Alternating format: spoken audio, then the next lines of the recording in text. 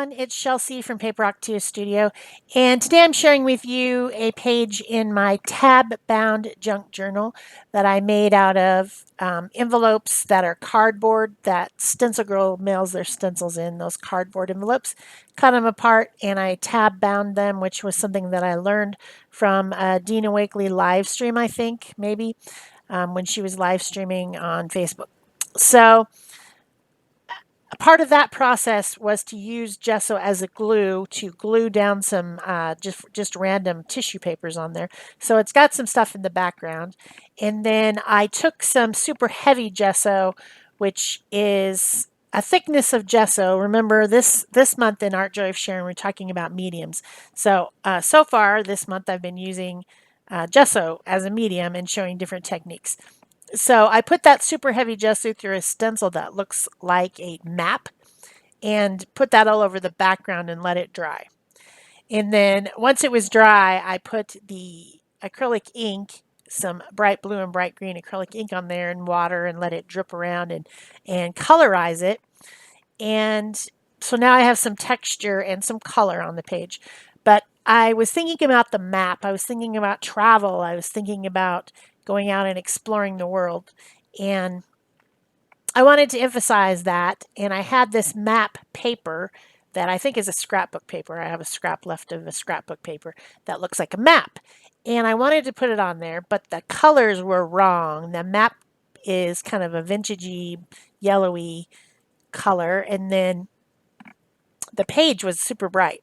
So I decided to do some glazing, and I used some glazing medium, which is a clear acrylic, and I put some antelope brown ink, which is kind of a brown green vegetal color, and glazed the page, and that really made a huge difference. There I was just showing you, I was getting back out the stencil to show you what stencil it was.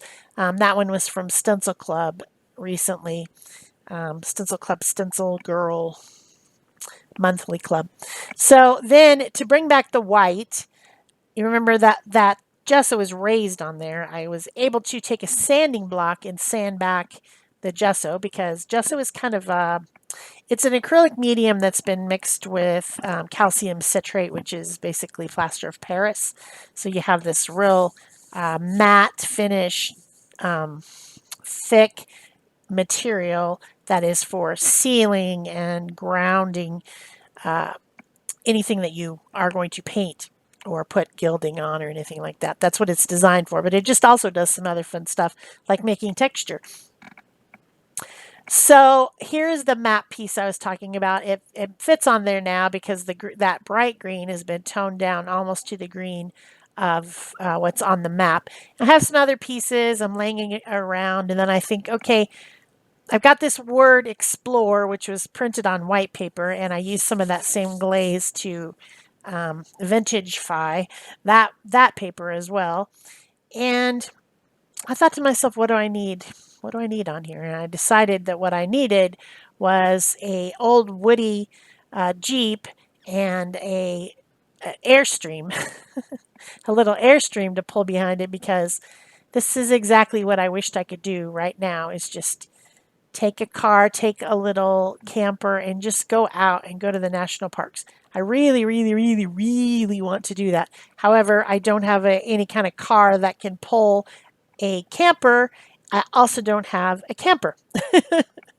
So I can't really do it. But oh, that just sounds like that's what I need. I just want to go out and just drive around to the parks.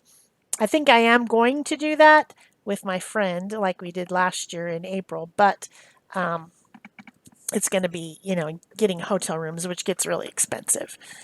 And I wished I had a little camper. I keep looking at them and realizing how silly expensive these little tiny campers are, like $25,000. A one that you could pull with a car, a small one that you really would only be good for two people. Still $25,000. I don't have it, so I don't know. So I started gluing down the paper. This paper is like a grid paper, like a graph paper, with brown lines on it, which I thought kind of You know, a lot of times a map looks a little bit like a grid because a lot of towns and cities are laid out that way. Then I had this interesting piece of paper that I liked, and I thought it looked like wheels. And so I put that one on there. It has kind of the same colors, and then also has some of that darker color to kind of ground the word explore, which I cut out. That's from a sheet of words that I got somewhere. I don't even know. It's probably in a class or something, and I don't know whose writing that is or anything, but it has a whole. I have a whole sheet of them that's I can cut out like that. So that's pretty fun.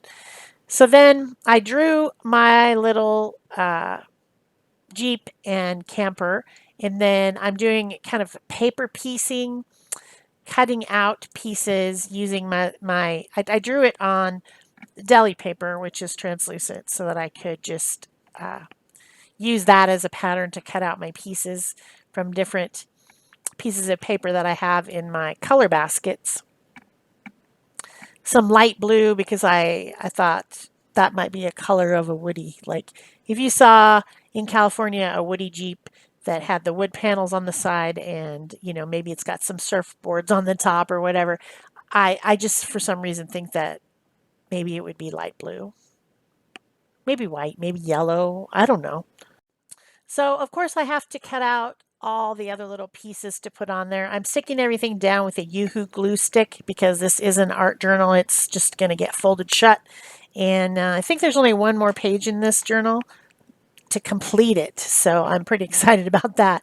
I always maintain as an excuse for myself that making journals and completing journals, all the pages in the journal, two separate crafts, because I will make a journal and then I won't complete it, and then I'll put it up on the shelf with a bunch of pages left, and then I will make another one because I learned a new way to make one, or I wanted to because I think it's fun to make them, and the original one will never get finished. Or sometimes I just actively get out a journal and really like try hard to finish it, and that's what I've been doing with this junk journal, because junk journaling is really popular right now. Recycling, upcycling, popular stuff. So I figured I would work on this one and get it done, and then I have my other junk journal that I'm still working on, and it has a lot more pages. The idea with that one was that I was supposed to be doing it every day in the morning, and I should have a lot more pages done at this point when it's what, May? Oh, by the way, speaking of May, happy Mother's Day today for those of you who are mothers of any sort, whether it is mothers of children, mothers of adopted kids, foster mothers, mothers of fur babies, anyone who has any type of maternal instinct out there, and you live in the United States. Happy Mother's Day. I mean, I think that there's all kinds of mommy types out there that are doing all kinds of mommying. Maybe it's someone who's a bartender and has to babysit drunks. You're still a mommy, right? You're being maternal. So happy Mother's Day. So I'm still piecing together my pieces of paper to create my scene here. Oh, every time I look at it, I just think to myself, oh, I wished I had a camper and I could just go. Just go. Go out there, see stuff, look at stuff. That would be super awesome. So I've got tires, I got the insides, hubcaps, I've got some wood on there now. I've got windows. I need to make the headlight, the tail light. I need to make the camper. This camper, I made it out of this piece of paper that has a list of, I believe it's, if I remember right, I have to go look at it. I think it's months, or no, days of the week, months and days of the week. And this must have been a list of holidays, the days they're on, and the numbers. And I thought, thinking of traveling, going out and spending a vacation, I thought that that was appropriate to make my little baby Airstream out of that. So I hope you guys are enjoying this video and this technique of creating texture with gesso. Remember, if you're using mediums and you're making some stuff this month and you want to share, you can always share in our Art Joy of Sharing Art community on Facebook. Just post a photograph of what you're doing. Put the hashtag on AJOS Mediums so we can find it. If you're, pasting it, putting it somewhere else like Instagram or whatever. And we'd love to see what you're doing. We'd love to see if you're being inspired by all the different techniques and products that we're going to be showing you this month. Both myself and Peg Robinson, we're doing it all month. So put the propane tank on there. I've got some windows. The bumpers are on. I'm just about done with my paper piecing. I think earlier when I said paper piecing, I said paper piercing, which is a different craft. I feel like I did. I don't know if I did, but I'm not going to go back and find out. I just think it happened. So then I decided to kind of do some watery illustration lines using an Inktense pencil because I wanted to use a blue color. I think this one might be Payne's Gray, which would be a very dark blue. So I didn't want to use a Stabilo or something like that because that would be black, although I do have a bluish, but it's not the right blue. I wanted a really dark blue, almost black. So that's why I picked the Inktense pencils out with the Payne's Gray. As I'm going along, I realize that a few places might be a little bit not stuck down, so I lift them up and put some more glue on there. You see me do that constantly during this process. I think I get enough glue on there, and then I find out that there's a little corner that's unstuck or something. So putting the pencil on there and then putting some water with a water brush to kind of blend it. That also sets the Inktense. Inktense pencils are a pencil lead thing that's made out of ink, and it is water soluble. You can blend it until it dries after you've put water on it once.